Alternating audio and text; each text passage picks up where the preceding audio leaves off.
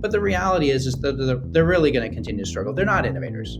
These guys are built to make their companies efficient. They're the MBAs that come in after the product was built years ago.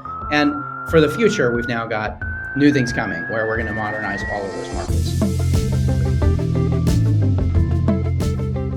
At the forefront of custody in crypto, excited to have back with us one of the biggest leaders in the space, the CEO and founder of BitGo, Mike Belshe, with us here on Coinage. Mike, good to see you again, man. Great to see you, Zach. How are you? I'm good, and you guys are back with another huge announcement. You've had a sling of announcements recently in terms of all these deals to chase the opportunities in crypto, and the latest one, an acquisition of Brassica, which seems like a huge foray into real-world assets, privatized securities. Talk to me about what BitGo's move is with this acquisition. Well, thank you, Zach. Look, we're always trying. So hopefully the proof will be in the pudding in a couple of years as we see how things play out. But look, yeah, we're really excited to announce that BitGo and Brassica are coming together. Brassica is a Wyoming trust company and a transfer agent, and they have automated and made ready all things related to private securities. So it's a little bit different approach actually that they've taken so far. I think it's much more practical. They've got some big customers that are announcing very soon, but a very practical approach for how you would digitize or make digital. That is the ability to kind of take products straight into your own applications for private equities. And in the ecosystem today, if you want to call it the broader ecosystem, I guess, we've got crypto and we've got traditional assets. And frankly, there's pretty much no overlap between these two. We've got like a small little bridge, maybe if you want to call that an ETF, but in general, these two do not cross. Now, of course, in the traditional world, everything is registered. It's SEC registered securities, et cetera. And that's a requirement. So it's a much higher bar. Traditional finance is going after that. I think they're struggling to get into digital assets. BitGo is going to be the first company to bring both of these two things together under one house. And of course, the future destination here is, tokenization, call it real world assets if you wish. These to some degrees are wrapped assets. BitGo is an expert in this. Of course, we run wrapped Bitcoin and others. So we're really excited. The team in Brassica is fantastic. We bring a lot of talent to the team, and it's going to give a lot of more horsepower to the company. Yeah, I'm not entirely sure how I feel about the real world assets moniker either, as if to say everything in crypto isn't real. But you're right to say that BitGo has been at the forefront of custodying all the assets that we're talking about here. You guys also got added as one of the custodians through the Valkyrie spot Bitcoin ETF recently as well. Why don't you talk to me about that in terms of the opportunity as you see it, right, in this cycle, as people are expecting this to just be the beginning of a new up cycle. What are the huge opportunities here? What does this move with Valkyrie signal in terms of where BitGo sees the biggest opportunities to be? Well, look, there's going to be, of course, ETFs for Bitcoin. It provides super easy access to all kinds of funds. So it's a thing which institutions are processing right now. Like none of the institutions out there were like, hey, let's get ready for day one and go jump into it exactly on day one. But now that it's finally done and the risk that the SEC would reject it is finally past us, of course, all of these guys are trying to figure out, is this a part of my portfolio or not? They've been thinking about Bitcoin for years, and now it's an opportunity. So that first wave, I think what we saw was for all the ETF issuers, how do we get through the SEC process? It's a 10-year-long process for some of the companies that were doing this. And of course, they've been through a lot of rejections. So the first thing they're looking for is just the simplest path forward. As you know, they chose a single custodian. What's easier? Getting one custodian approved and evaluated by the SEC or two. And of course, the SEC's known BitGo for a long time, but a lot of the initial pass went to the biggest SEC-approved public company as opposed to maybe the best custodian. But in general, like all of the ETFs are looking to have multiple custodians. BitGo's going to be a big part of that. There's more coming. Yeah, we're really pleased with Valkyrie. I think they've been leaders actually in a lot of ways. They had the first the futures ETF out there and have done really well that way. They've been kind of pulling ahead of the pack for many years, and this is just the latest instance of them doing so. Yeah, I remember chatting with them at the big futures listing years ago and kind of how much excitement was around that. Now to be doing it again with ETFs and seeing kind of the explosion of trading that we have in just the early few weeks, I do wonder if it's worth looking ahead to the ETH ETF approval potentially coming in May as well. I mean, what is kind of the BitGo strategy there if this is what we're seeing on the Bitcoin ETF front? If there's going to be a stronger, more fervent push potentially on the BitGo side to maybe get ahead of the ETH ETF race, and what your expectation is around that sort of timeline? Look, I don't know if it's going to come in May or not. I'm not really privy to necessarily what the SEC is thinking or isn't. So I think it's a 50-50 guess right now.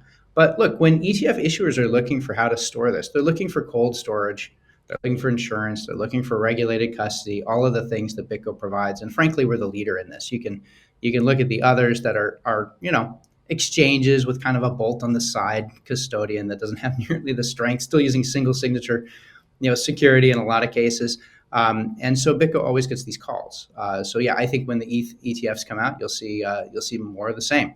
You'll see people struggling to get through that initial listing, and then looking for like who is the best custodian to help them with the effort. Well, I wonder if there's even more to talk about in terms of your guys' roadmap, because as big as custody is for kind of financial instruments and trading, it seems like BitGo has been making a huge push just with companies in general. I mean, the Fortune 100 clients that you guys have now as kind of your customer base, whether it's Nike and the list goes on from there. I mean, are you kind of seeing BitGo insert itself as the big adult in the room that will be able to handhold not just the financial players who are trying to get access to these assets, but also the big brands who are just starting to really lean into the idea of where Web3 goes? That's what we're trying to do. Look, the large companies out there, like Nike, you mentioned, and there's other kind of non-financial services companies. As they come into the space, usually they start out trying to explore Web3, not fully understanding like what kind of financial service they might be offering. But when you get into property, when you get into digital assets, you invariably intersect with money transmission laws. How am I going to custody this? What's my fiduciary responsibility? If I'm going to have people buying and selling these, how do I do that? And BitGo, we're experts in that. We've been helping companies do that for over 10 years now. And so yeah, they come to us and they see the services and products that we have. Everything we have is pretty much white labelable. Everything can run through APIs, so you can embed it into your own applications. And on the go forward now with Brassica, just to bring it back here, like you can now have private equities. You can actually have securities, all done properly through the SEC. We can custody those. We can have the transfer agent behind it. We can help you in a bunch of new ways. So I think the use cases are going to broaden, and absolutely, it's the large players that are often looking for these types of products and services. If there is one overhang that I think you and I have discussed multiple times through the cycles over the years, it does seem to be regulation, and this, of course, is a election year. And that seems to be one of the big maybe headwinds, potentially, depending on how things go. I know you watch that side of the equation quite closely. What do you make of kind of where we're at, how far we've come, maybe how far we have to go when it comes to the government here in the U.S., understanding how important this is to get right? Well, from the BitGo side, we're going to just match whatever's needed. So we're very happy to work with regulators and get it right for what they need. I think the real opportunity is for America. So somebody is going to win the bulk of business and the bulk of the market. The U.S. is known for being the largest stock market in the world. We did that by building it and leading it early. We didn't ban it and prevent it. If we had, somebody else would have taken that. And these markets are here to this day. It's 100 years later. We still own kind of all these markets. The U.S. has the opportunity to win all the digital asset markets, but the U.S. has to get serious about really making it easy and attractive for businesses to come and do business here. And right now, European companies are very clear. They do not want to put digital assets into the United States. They think the United States might be a risk for their customers, so they're staying away. Like if we made welcoming legislation, made it very clear for here's how you do it. And you know what? If you do run afoul of something, like the regulators should work with you. They should be here to help make the business work, not to just block it, and come down on you after the fact. Now, of course, we do need to prevent some of the fraudsters. And in the early days of a new technology, we often see fraudsters. We saw that at FTX. There's going to be bad guys out there. We also need the regulators to be swift about finding who's the true bad guys and dealing with that. And I think there's a big difference between, straight up fraud and, running afoul of investor disclosures and things like that. And I hope that the regulators and legislators will get together to kind of make this smoother and safer so that America can be actually a huge recipient of digital asset business on the long run. Yeah, and I guess, whenever we have you on the show, we always stress kind of how long you've been around in crypto, but I feel like that undersells exactly how long you've been around in tech in general, because we always go back to your Google days in terms of being an early builder on that team, and I guess bridging the gap. Whether it's crypto, whether it's tech, I mean, you guys also announced this deal with Brinks, which I think caught a lot of people off by surprise. The idea that Brinks, the company that people might see in terms of stashing cash in armored trucks in the traditional banking world, investing a strategic investment in BitGo. And maybe that speaks to just kind of bridging the gap a little bit here too. What was that deal all about? And maybe what does it speak to the idea of the larger trusted custodian roadmap and runway for the big opportunity you see with BitGo? Well, we're here talking, a lot about regulation and what it means to be a custodian for large major brands. But underpinning this is what we've been working on, in the first half of BitGo's existence, which is how do you make great security? And you continue to read about breaches and failures in our industry. From a technology perspective, the cryptography that underpins all digital assets is completely solid. We haven't seen breaches where people are breaking the cryptography. Of course, there's new vulnerabilities being figured out, and fixed on the fly all the time. And there's a lot of research going into the space. I think that part's solid. Where people fail is on the operational security. So when you start to run anything from a securities perspective at scale, now you're talking about at some point somebody's got the right access to the right machines. How do you manage all that? What's your SOC 2 behind it? How do you make sure there's no single point of failure? How do you make sure that no three people can collude and steal the assets? And look, Brinks has been dealing with physical security for a long time. So physical security, of course, is part of it. We use a combination of physical and virtual security here at BitGo. Of course, we are very proud of the virtual security that is the technology cryptography behind it, and it's the strongest we have. But you also have to have some amount of physical security, whether that's your machines, whether that's your people, whether that's your offices. So anyway, Brinks actually brings a lot to bear here. And we shouldn't forget that even though it may seem old school and kind of legacy, et cetera, it's absolutely imperative if you are running a custodian. Yeah, and I mean, I guess too, when you think about the security and the respect that you've been able to build through what BitGo's done over the years and the partners it's been able to bring into the fold, going back to your point around, perhaps an advantage of maybe being a public company.